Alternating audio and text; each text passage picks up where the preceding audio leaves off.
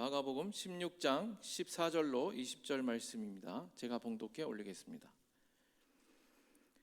그 후에 11 제자가 음식을 먹을 때 예수께서 그들에게 나타나사 그들의 믿음 없는 것과 마음이 완악한 것을 꾸짖으시니 이는 자기가 살아난 것을 본 자들의 말을 믿지 아니함이러라.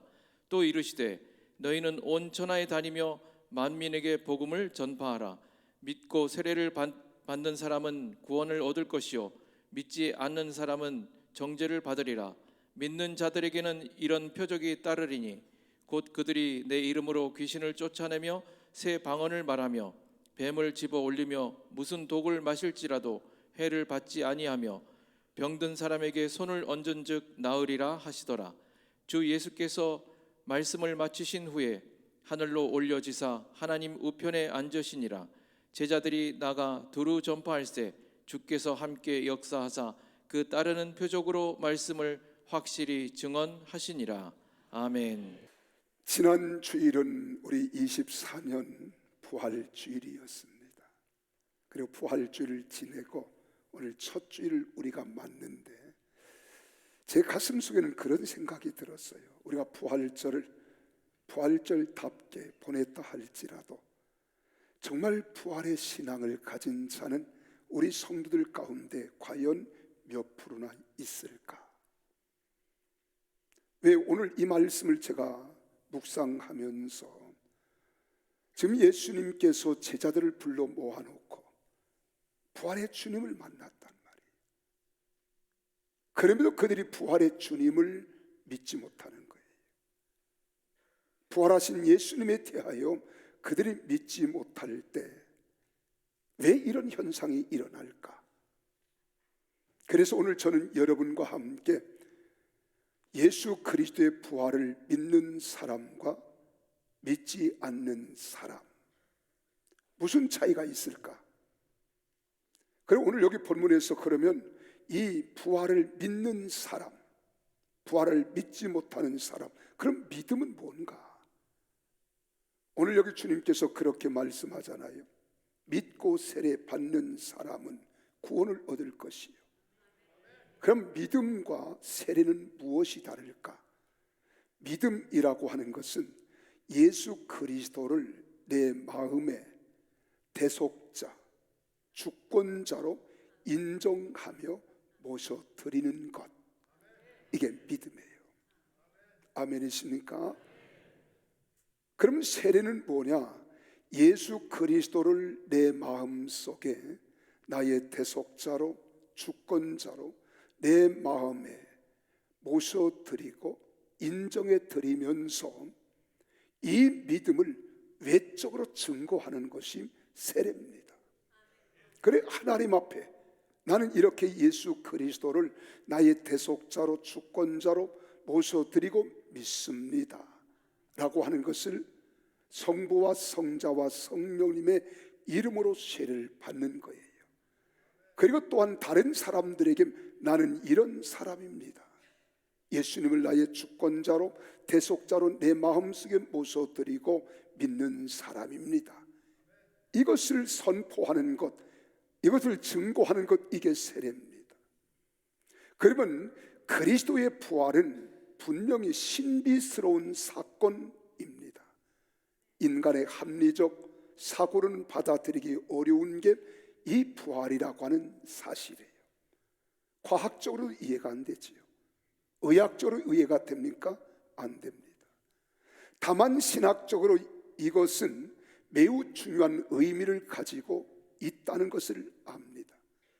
만일 예수님의 부활이 사실이 아닌 것으로 우리가 결론이 내려진다면 우리는 여전히 죄인이며 이에 따른 무서운 진노를 기다리며 살아갈 수밖에 없는 불행한 사람입니다.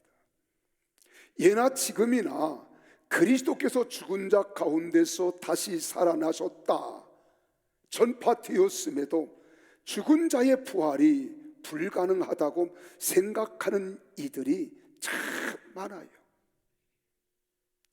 오늘 본문에서도 그렇고 오늘 현실에도 그렇습니다. 또한 바울 사도가 세상을 살던 이 성경 고린도전서를 기록할 때에도 역시 마찬가지였습니다. 그래서 고린도서 15장 12절에 보면 바울이 그렇게 말하잖아요. 그리스도께서 죽은 자 가운데서 다시 살아나셨다 전파되었거늘 너희 중에서 어떤 사람들은 어찌하여 죽은 자 가운데서 부활이 없다 하느냐. 여러분 가슴에 새겨보세요. 하지만 누가 무슨 말을 하고 그럴듯한 이론으로 이 사실을 부정하려 할지라도 우리가 현혹되는 일이 있어서는 결코 안 됩니다.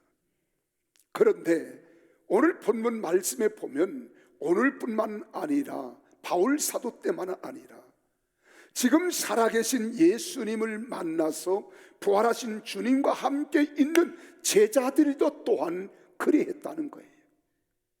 우리 14절 말씀을 보실까요? 함께 읽습니다. 시작.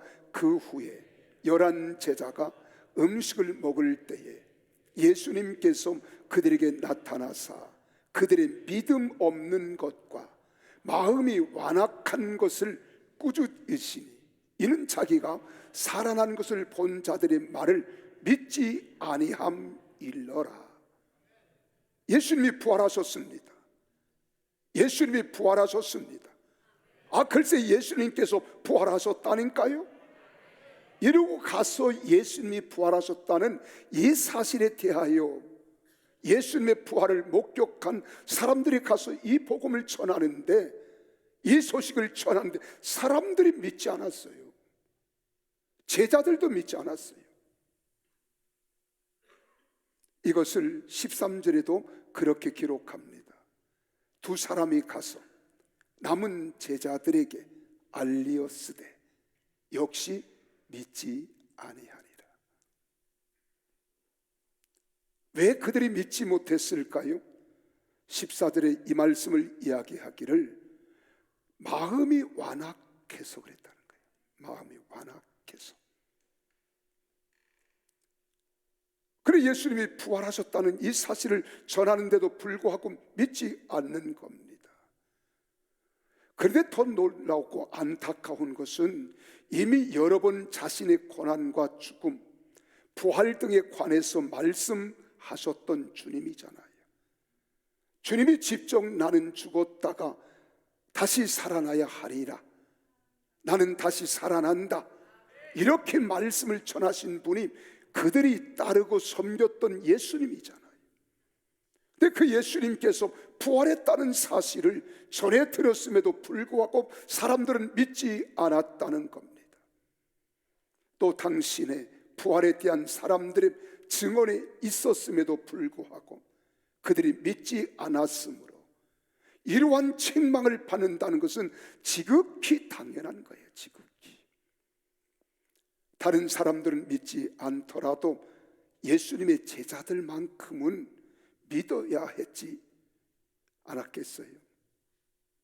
그런데 도리어 예수님의 제자라고 하는 사람들이 더디 믿는 모습을 보실 때에 예수님의 마음은 참으로 답답하셨을 거예요.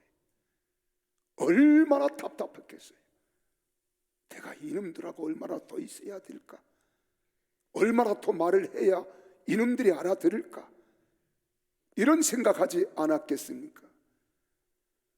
하지만 이것이 그들의 문제만은 아닐 것입니다.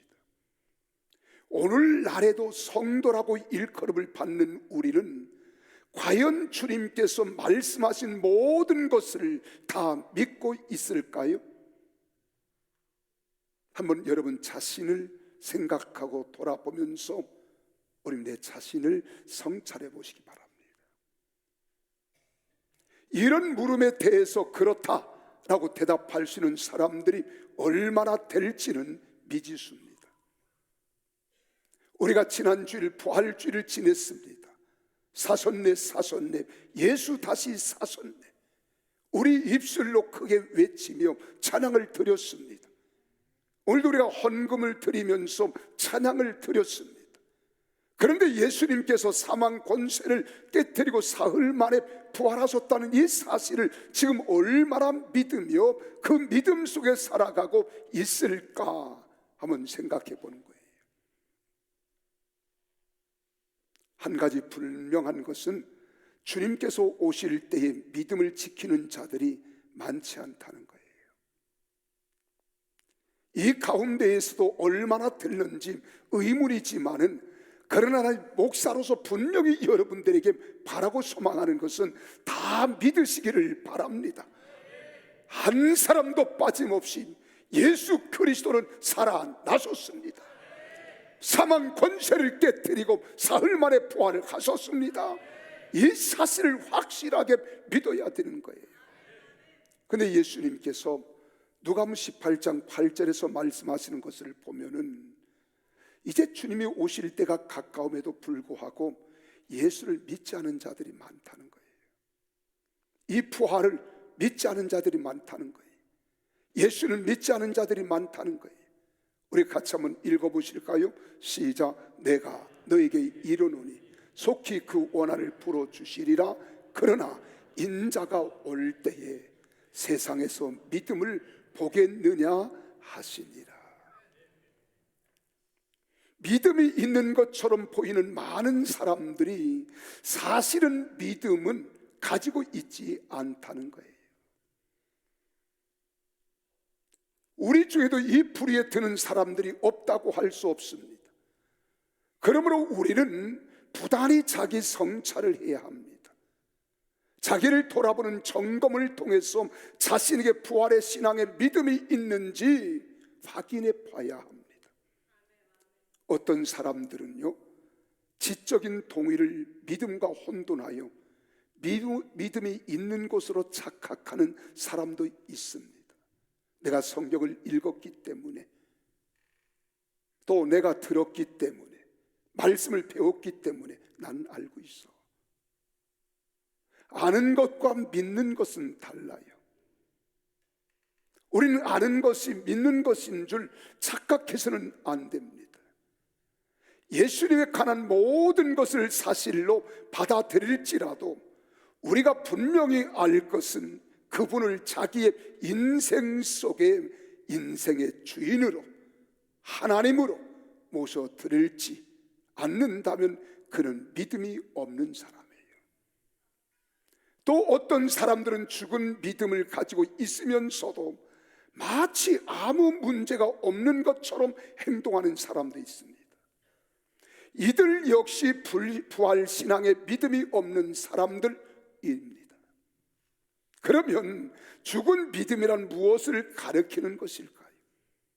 믿음이 없다는 것은 죽은 믿음이고, 죽은 믿음은 믿음이 없다는 것입니다. 성경은 행함이 없는 믿음은 곧 죽은 믿음이라고 가르치잖아요. 야고보서 2장 26절에 보면 영혼이 없는 믿음이 죽은 것과 같이 행함이 없는 믿음은 죽은 것이니라 말합니다. 영혼이 없는 몸이나 줄기와 가지가 말라버린 나무는 아무것도 할 수 없는 것처럼 죽은 믿음도 마찬가지입니다. 그것은 자기를 구원하지 못하며 능력을 가지게 하지도 못합니다. 우리는 자신의 믿음이 어떤 상태인지 그 나타나는 증거들을 통하여 확인할 줄 알아야 돼요. 여러분, 우리가 지적 동의나 죽은 믿음은 믿음이 아니기 때문에 책망을 면치 못할 것이며 형벌을 피하게 되지도 못합니다. 하나님께서는 우리가 믿음의 사람이 되는 것을 가장 기뻐합니다. 아는 사람으로, 내가 배웠으니까, 들었으니까, 성경을 읽었으니까, 나는 알아, 안다니까, 이것으로 끝나지 말고 하나님이 기뻐하시는 믿음을 소유한 성도들이 다 되시기를 예수님 이름으로 축복합니다.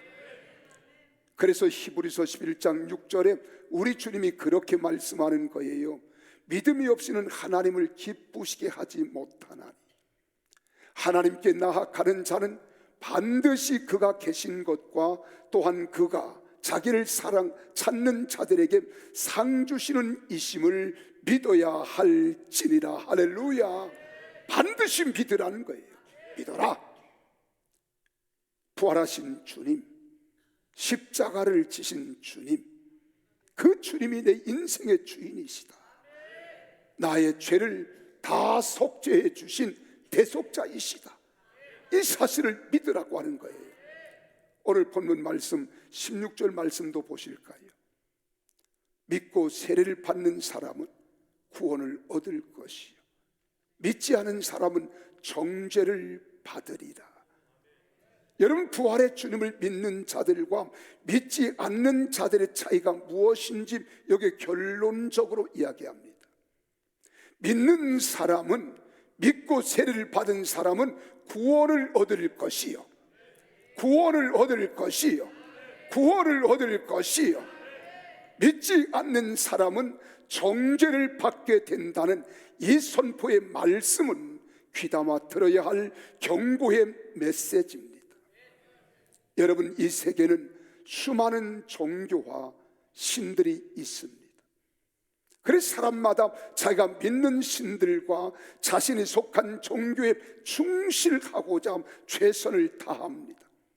하지만 예수 그리스도 이외에 어떤 종교, 어떤 신들도 사람을 구원하지는 못합니다. 모든 사람은 오직 예수 그리스도를 믿음으로만 구원 얻을 수 있습니다. 오직 믿음입니다. 믿음 밖에는 없는 줄 믿으시기를 바랍니다. 제가 일본에 가보니까 일본 사람들은 신이 몇 개냐? 800만 개래요.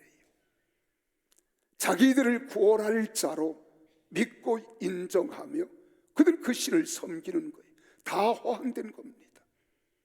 아무리 신이 많다 할지라도 그들을 구원할 자는 아무도 없습니다. 요한복음 14장 6절에 우리 주님 말씀하잖아요. 예수님께서 말씀합니다. 내가 곧 길이다. 내가 곧 진리다. 내가 곧 생명이다. 나로 말미암, 내가 나 하니까 또 나라고 착각하지 말아요. 우리 예수님께서 말입니다. 예수님만이 길이요, 예수님만이 진리요, 예수님만이 생명이라는 거예요. 예수님을 말미암지 않고는 아버지께로 하나님 나라에 들어갈 자가 없는 줄 믿으시기를 바랍니다. 그래서 사도행전 4장 12절에서는 사도 베드로가 아주 단언하고 있잖아요. 예수 그리스도 외에 천하 인간의 구원을 받을 만한 다른 이름을 우리에게 주신 일이 없음이라 하였더라. 그렇습니다. 예수님만이 구원을 주시는 유일한 통로가 되시는 거예요. 할렐루야. 여러분, 예수 밖에는 없습니다. 그래서 이 예수님에 대하여 단언하며 복음을 전하면 이제는 많은 사람들이 그렇게 말합니다. 아니, 우리가 믿는 석가모니는 뭔데? 우리가 믿는 공자는, 우리가 믿는 마음에든, 왜 우리가 믿는 자는 데는 구원이 없어? 그러니까 기독교는 독서냐, 독서. 자기들밖에 몰라. 이렇게 해서 이제 만들어지는 법이 뭔 줄 아십니까? 차별금지법이라는 거예요. 차별하지 말라는 거예요. 그런 복음 전하지 말라는 거예요. 기독교에 구원이 있듯이 불교에도 구원이 있다, 이렇게 말하라는 거예요. 유교에도 구원이 있다, 이슬람에도 구원이 있다, 이렇게 말하라는 거예요. 여러분, 인정하십니까? 인정이 돼요? 그래서 법제화하는 거예요. 법제화. 이게 심각한 모습입니다. 지금 영국도 그렇고 유럽도 그렇고 미국도 다른 나라는 다 여기에 넘어가. 유일한 희망은 대한민국에 있습니다. 근데 대한민국마저도 이렇게 하려고 차별금지법을 지금 발의하는 거예요. 이 발의 속에 가장 무서운 법이 또 하나 있습니다. 징벌적 손해배상법이라는 거예요. 징벌적 손해배상법. 여러분, 차별금지법에서 제가 예수 그리스도 외에는 구원이 없습니다, 예수 믿어야 구원 받습니다, 예수 믿고 구원 받으세요, 이렇게 전하면 차별했다는 거예요. 그래서 차별했기 때문에 고소 고발할 수 있습니다. 그 당사자가 고소 고발하면 여러분 1,000만 원 이하의 벌금이나 3년형 살면 돼. 그까짓 거 살잖아요. 그러나 복음은 왜곡될 수 없잖아요. 그런데 징벌적 차별금지법, 손해배상법이라고 하는 것은 이제 모든 메시지가 온라인 예배를 통해서, 또한 여러분 유튜브를 통해서, 방송 매체를 통해서 다 날아가잖아요. 이것을 어느 변호사가, 인권 운동가가 듣잖아요. 그럼 나를 고발하는 겁니다. 고발할 뿐만 아니라 또 이런 설교를 한번 들어보라고 다 메시지를 보냅니다.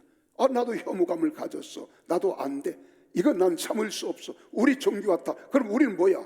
우리 불교는 구원이 없잖아. 우리 공자를, 말씀을 섬기는 유교도 구원이 없잖아. 이슬람도 없잖아. 힌두교도 없잖아. 다 없다면 우리는 다 차별받은 거야. 그리고 이 변호사가 사람들 모집합니다. 그럼 여기는 손해배상 1인당 100만 원씩이에요. 여러분, 변호사들이요 벌떼처럼 달려들 거예요. 돈벌이 생겼다고.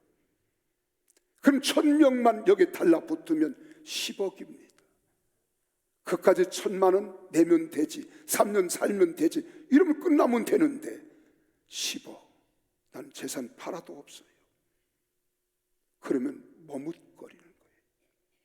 복음을 복음답게 전하지 못하게 하는 악법입니다. 이런 것들을 지금 만들겠다는 거예요. 심지어는 교회 폐쇄법까지 발의하고 있습니다. 이게 자유민주주의에서 있을 수 있습니까? 이런 쓰레기 같은 국회의원들은 싹 처리해 버려야 됩니다. 그래야 살아있는 민족이 되는 거예요. 그래서 이번 선거에 한 분도 빠짐없이 다 여러분 선거에 동참하세요. 국민의 주권입니다. 권리입니다. 이번에 보니까요 669명이 254명 국회의원을 뽑는데 669명이 국회의원 후보가 됐어요. 34.9%가 전과자입니다. 법을 만들어 입법을 해야 할 국회의원들이, 범법자가 국회의원 되면 됩니까? 됩니까? 되겠어요? 되겠어요? 내가 대답 안 해서 여러분들이 했지. 여러분 34.9% 전과 구범도 있어요. 구범. 3범, 4법은요 보통입니다. 이런 여러분 국회는 유명무실한 거예요. 맨날 싸움팔이나 하고요. 이게 그 나라의 수준을 이야기하는 겁니다. 근데 이런 법을 만들면 안 되는 거예요. 여러분, 구원은 예수 그리스도 이름 외에는 우리를 구원할 이가 없는 줄 믿으시기를 바랍니다. 선행과 굳이 하는 일이 많다고 해도, 또 덕망이 높다 해도 구원을 얻게 되는 것 아닙니다. 최고의 지성과 인격을 갖춘 세계적인 명사와 선하다고 칭송을 받는 사람일지라도, 윤리 도덕적으로 완벽하다고 할지라도 예수 그리스도를 믿지 아니하면 그는 정죄를 당하게 되는 겁니다. 하나님의 심판을 받게 되는 겁니다. 반면에 모든 사람이 비난하고 욕하는 흉악범일다 할지라도 그가 진정으로 예수 그리스도의 십자가와 부활을 믿는다면, 그리고 회개하고 고백한다면 반드시 구원을 얻게 될 줄로 믿으시기를 바랍니다. 이게 성경의 가르침이에요. 예수님과 함께 십자가에 달렸던 한 강도가 예수님을 믿음으로 구원을 얻은 사건이 이 사실을 잘 입증하여 주고 있습니다. 그는 일생 동안 나쁜 일을 하면서 살았습니다. 그리고 사람들을 죽였습니다. 사람들의 눈살을 찌푸렸습니다. 손가락질을 당하여 사람들에게 저는 처형하라고 말을 합니다. 이렇게 해도 싼 사람이에요. 그런데 그가 예수님을 만났습니다. 회개했습니다. 진정으로 고백했습니다. 나는 죄인입니다. 그리고 예수님을 구주로 믿음으로 구원에 이르렀다고 성경은 말하는 거예요. 그래서 우리가 천국에 가는 것은 내 공로로 가는 것이 아니라 온전히 나를 위하여 십자가 위에서 피 흘리신 예수 그리스도를 믿음으로 가는 줄 믿으시기를 바랍니다. 그래서 누가복음 23장 43절에 말하잖아요. 예수님께서 말씀합니다. 내가 진실로 내게 이르노니 오늘 네가 나와 함께 낙원에 있으리라 하시니라. 우리 주님의 말씀이에요. 어떤 사람은 왜 꼭 예수 그리스도를 믿어야만 하는지 의문을 제기하기도 합니다. 그 유교의 공자도 있고 불교의 석가도 있고 이슬람의 모하메드도 있는데 왜 꼭 예수 그리스도를 믿어야만 구원이 가능한가? 의문을 가지는 사람들이 적지 않습니다. 근데 그 대답은 아주 간단합니다. 예수 그리스도만이 유일하게 죄가 없으신 분으로서 우리 모든 인류를 대신하여 구속의 사역을 완수하셨기 때문인 줄 믿습니다. 그래서 인종이나 종족, 피부 색깔, 생활 습관 등은 각기 다를지라도 구원에 이르는 방법은 동일한 겁니다. 예수 그리스도의 십자가 대속을 믿고 부활을 믿어야만 구원을 얻게 되는 거예요. 여기에는 세상의 의인이라고 칭송하는 사람이나 죄인이라고 정죄함을 받는 사람 모두 다 포함됩니다. 하나님 앞에서는 모든 사람이 죄인이며 구원을 얻기 위해서는 예수 그리스도의 이름만이 필요할 뿐입니다. 정녕 예수님께 대한 믿음 여부는 구원과 멸망의 절대적인 기준인 것을 믿으시기를 바랍니다. 그래서 요한복음 3장 16절 우리는 언제나 줄기차게 기쁨으로 즐겨 우리는 읽잖아요. 같이 한번 해볼까요? 하나님이 세상을 이처럼 사랑하사 독생자를 주셨으니 이는 그를 믿는 자마다 멸망치 않고 영생을 얻게 하려 하심이니라. 할렐루야. 그리고 디모데전서 2장 5절에도 말합니다. 하나님은 한 분이시요 또 하나님과 사람 사이의 중보자도 딱 한 분이시니 곧 사람이신 그리스도 예수라. 할렐루야. 자, 그러면 내가 예수 그리스도의 부활의 사건과 십자가의 구속의 은혜를 믿는지 안 믿는지 어떻게 아느냐? 이걸 구분할 줄 알아야 될 거 아니에요. 겉으로 보기에는 잘 힘들어요. 분간하기 여간 어려운 것이 아닙니다. 근데 오늘 17절 18절에 말하고 있습니다. 같이 한번 읽습니다. 시작.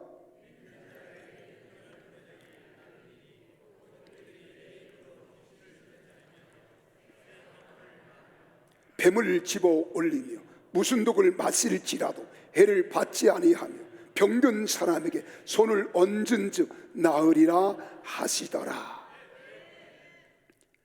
예수님의 십자가의 사건을 믿는 사람,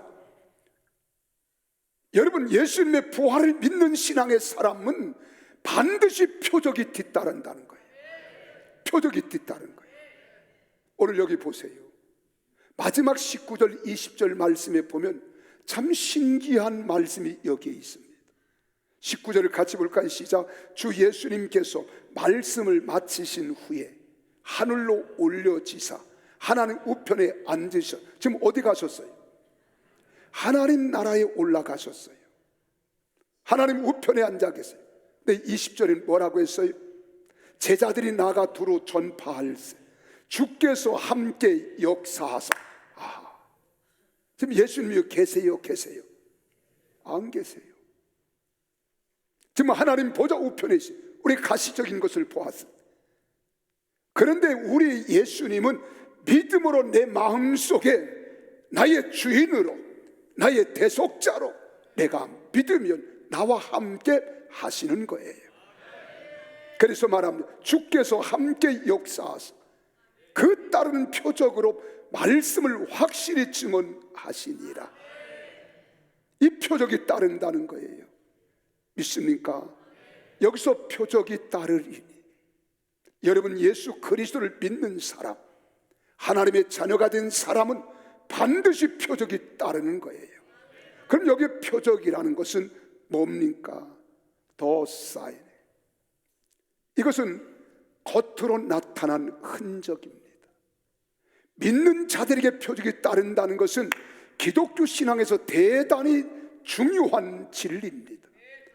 그러므로 우리의 믿음을 무기력한 믿음으로 방치하지 말고 삶 속에서 표적을 경험하는 믿음으로 만들어 가야 될 줄로 믿으시기를 바랍니다.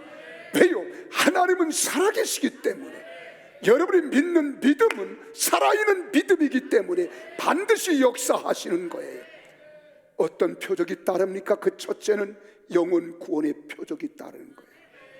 인생의 많은 표적 중에 최고의 표적은요, 내 영혼이 하나님의 자녀로 천국 백성이 되었다는 표적입니다. 이것보다 귀한 게 어디 있어요? 그래서 영접하는 자, 곧 그 이름을 믿는 자들에게는 하나님의 자녀가 되는 권세를 주셨느니라. 그래, 이런 믿음을 가진 사람은 나는 하나님의 자녀입니다, 나는 하나님의 자녀입니다, 나는 하나님의 자녀이지요, 이 확신이 있다 보니까, 이 확신이 가진 사람은 하나님은 전지전능하시잖아요. 모든 것을 다 아시고 하실 수 있는 능력이 있잖아요. 그땐 바울이 말한 것처럼 내게 능력 주시는 자라서 내가 모든 것을 할 수 있다는 확신이 있기 때문에 이런 사람은 두려워하지 않아요, 염려하지 않아요, 근심하지 않습니다. 그래서 베드로전서 1장 8절 9절에 말하는 거, 예수님을 너희가 보지 못하였으나 사랑하는도다. 이제도 보지 못하나 믿고 말할 수 없는 영광스러운 즐거움으로 기뻐하니 믿음의 결국 곧 영혼의 구원을 받음이라. 할렐루야. 믿음의 결론이 뭐라고요? 영혼이 구원받는 겁니다. 하나님은 오직 예수 그리스도 이름만이 구원의 주권으로 우리에게 주셨습니다. 그래서 사도행전 4장 12절에 말씀하잖아요. 다른 이로서는 구원을 받을 수 없는데 천하 사람 중에 구원받을 만한 다른 이름을 우리에게 주신 일이 없음이라 하였더라. 아멘이십니까? 다른 이름은 없어요. 그러니까 우리는 담대하게 전하는 거예요. 여러분, 우리가 차별금지법으로 법제화된다 할지라도 우리는 반드시 예수 그리스도만이 구원이십니다. 내가 1,000만 원 벌금 내도 10억을 낸다 할지라도 이 복음은 변하면 돼요? 안 되는 거예요. 그리고 순교하는 게 더 낫지요. 영원한 천국에 가는 겁니다. 두 번째로는 대적을 물리친 표적이 따릅니다. 이 말을 다른 말로 하면 원수 사탄 마귀를 이기는 능력이 따르는 거예요. 오늘 본문 17절 보세요. 18절 시작. 믿는 자들에게는 이런 표적이 따르니 곧 그들이 내 이름으로 귀신을 쫓아내며 새 방언을 말하며 뱀을 집어 올리며 믿으시면 아멘 하십시오. 이 땅에는 영적 싸움입니다. 여러분, 사실은 자유주의와 사회주의의 싸움은 영적 싸움이에요. 사회주의는 유물론입니다. 우리 자유주의는 유실론입니다. 그러면 예수를 믿고 하나님을 경외하는 사람이 사회주의를 추구하는 것은 그건 믿음이 없는 거예요. 잘못된 신앙이에요. 자유주의만이 참된 가치가 있어요. 승리가 있습니다. 믿으시면 아멘 하십시오. 그래서 악한 원수와의 싸움이 여러분, 에베소 6장 12절에 우리의 싸움은 혈과 육에 대한 것이 아니요 악의 영들과의 싸움이라. 권세자들, 정치가 싸우는 거라는 거예요. 여기서 우리는 이겨야 되는 거예요. 그래서 여호수아 군대가 여러분 하나님의 싸움, 영적 싸움에 함께하고 있다는 사실을 입증해 주고 있잖아요. 이스라엘 백성들이 가나안 땅을 정복하기 위해서 요단강을 건넜습니다. 첫 번째 만난 것이 누구예요? 여리고 족속입니다. 여리고 성입니다. 난공불락의 석입니다. 근데 여기에 그 당시에 다이나마이트와 같은 폭발적인 힘을 가진, 폭발력이 있는 무기를 사용한 것도 아니에요. 여러분, 도끼를 가지고 찍은 것도 아닙니다. 꽃갱이를 가지고 찍어내린 것도 아니에요. 하나님이 함께 하시니까 그들이 6바퀴, 매일 한 바퀴씩 6바퀴를 돌고 마지막 날에는 마지막 7바퀴 돌을 때에 일제히 나팔과 함께 함성을 질렀더니 난공불락의 여리고성이 무너졌다고 하는 말은 하나님이 함께 해주셨다는 거예요. 이런 징표를 우린 표적으로 얻어야 될 줄 믿습니다. 세 번째로는 절망을 극복하는 표적이 있다는 거예요. 절망은, 육체의 절망은 병드는 겁니다. 그때 인간의 한계를 느껴요. 정신적인 절망은 염려하고 근심하고 걱정하고 두려워하는 요소들입니다. 영적인 절망은 하나님과 단절되는 거예요. 그런데 오늘 18절에 그렇게 말하잖아요. 무슨 독을 마실지라도 해를 받지 아니하며 병든 사람에게 손을 얹은 적 나으리라 하시더라. 우리의 영적인 절망, 정신적인 절망, 육체적인 절망도 하나님이 치료해 주시는 줄 믿으시기를 바랍니다.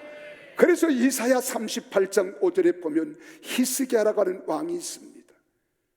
죽을 벽에 걸렸어요. 더 이상 살지 못하고 죽는다고 하나님의 선지자 이사야가 선언합니다. 그러나 그는 낙심하지 않았어요. 살아계신 하나님께 기도했습니다.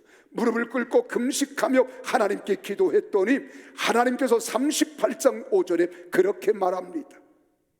뭐라고 했습니까? 내가 내 기도를 들었고 내 눈물을 보았노라. 내가 내 수완의 15년을 토하고, 할렐루야, 수완의 15년을 토해 주시잖아요. 그렇습니다. 역경을 극복하는 표적이 나타나는 거예요.